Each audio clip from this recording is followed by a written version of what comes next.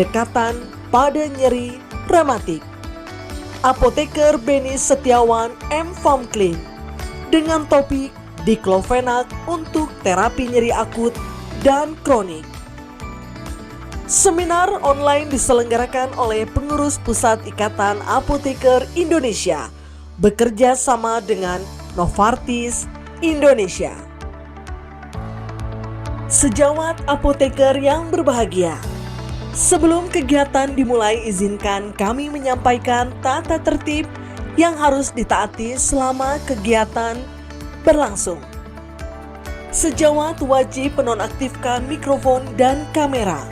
Sejawat dipersilahkan untuk mengajukan pertanyaan dengan menuliskannya pada Q&A. Selama acara berlangsung, host akan mematikan mikrofon dan kamera. Saat acara selesai, semua kamera akan diaktifkan kembali.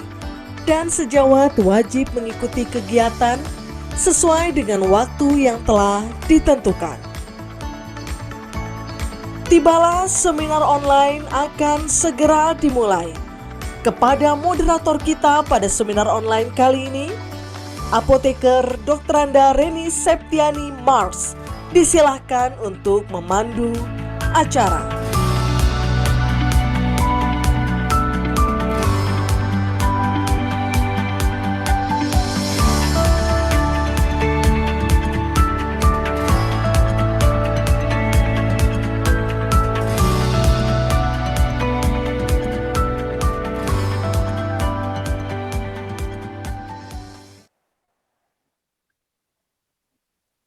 Melati kuntum, tumbuh melata, sayang merbah di pohon cemara.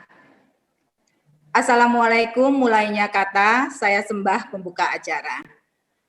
Selamat siang, salam sejahtera untuk kita semua. Yang terhormat, para seluruh teman sejawat apoteker di seluruh Indonesia, yang terhormat narasumber, apa kabar teman sejawat semua? Puji syukur kita panjatkan kepada Allah Subhanahu wa Ta'ala atas rahmat berupa kesehatan sehingga kita bisa berkumpul by virtual. Tak lupa juga sholawat serta salam semoga tetap tercurahkan kepada junjungan kita Rasulullah SAW. Teman sejawat semua, bertemu kembali kita pada acara webinar dari PPIAI yang ke-66 dengan topik Update on Acute and Chronic Pain Management. Seperti kita ketahui bahwa manajemen nyeri adalah suatu kumpulan prosedur medis yang bertujuan untuk meredakan atau menghilangkan nyeri pada pasien. Nyeri pada dasarnya merupakan suatu sensasi yang tidak menyenangkan atau menyakitkan yang muncul akibat rusaknya jaringan tubuh dan dapat menimbulkan dampak secara fisik dan emosi. Berdasarkan sifatnya, nyeri dapat berupa nyeri akut dan kronis. Berbahagia siang hari ini selama 2,5 jam kita bisa mendapatkan ilmu dari pakarnya mengenai seputar update on acute migraine management, diagnosis dan intervensi, kemudian approach of rheumatic disease, diagnosis dan management, serta Diclofenac for acute and chronic pain therapy.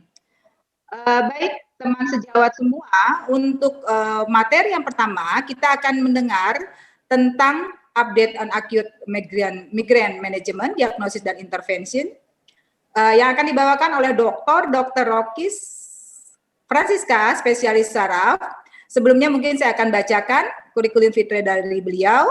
Dr. Rocky Francisca, spesialis saraf, beliau pendidikan dari Fakultas Universitas Indonesia tahun 1995, kemudian residensinya dari neurologi dari Dr. Cipto, spesialisnya. Kemudian doktoralnya dari Universitas Hasanuddin.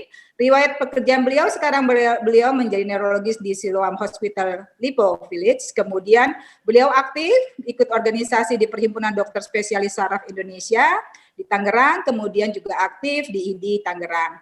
Baik, kepada Dr. Rocky, waktu 30 menit kami silakan, Dok. Terima kasih Bu Reni. Selamat siang Bapak Ibu yang saya hormati. Apa kabar? Semoga hari ini semua dalam kondisi baik ya. dalam 40 menit ke depan ya, Bu Reni ya, kita akan coba, 30 menit, baiklah. Kita akan coba refresh lagi, update lagi tentang penata laksanaan, mungkin diagnosisnya dulu kali ya, diagnosis dan penata laksanaan pada penyakit yang sangat banyak, pada penyakit yang sangat banyak kita temui, yaitu migrain. Ya, oke.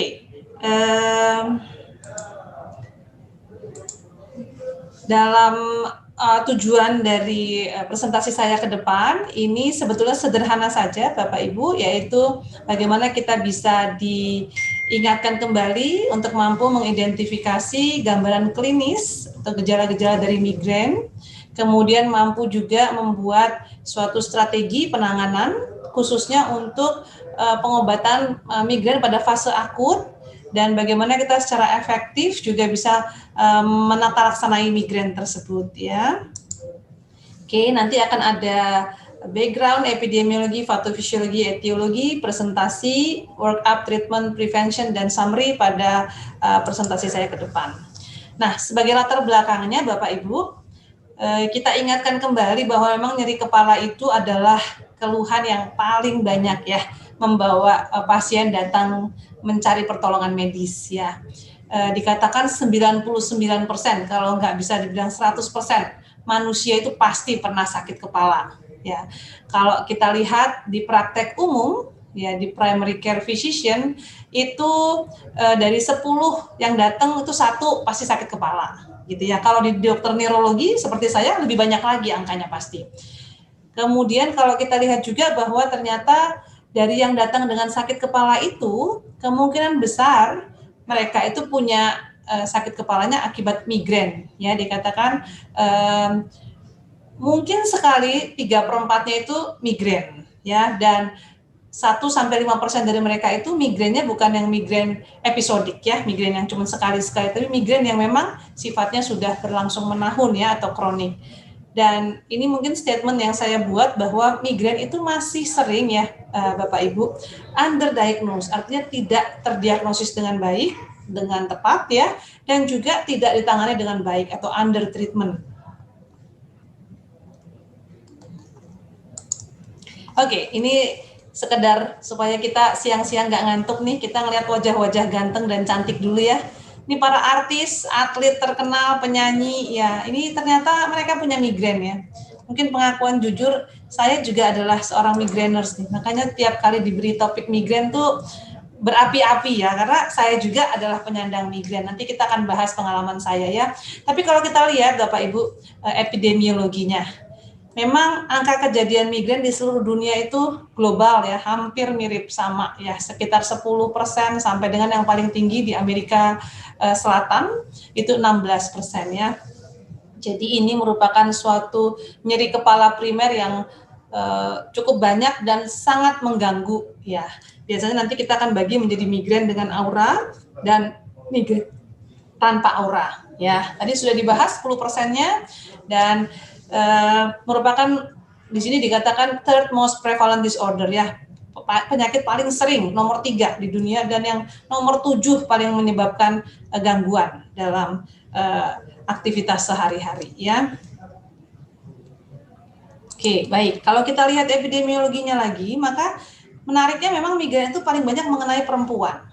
Ya, kita lihat di sini berdasarkan kelompok umur dia akan paling tinggi di usia-usia produktif ya, 20 sampai 40 tahun, bisa sampai 50 tahun. Dan puncaknya memang di kelompok umur 30 sampai 39 tahun. Itu 1/4 perempuan usia segini itu mengalami migrain.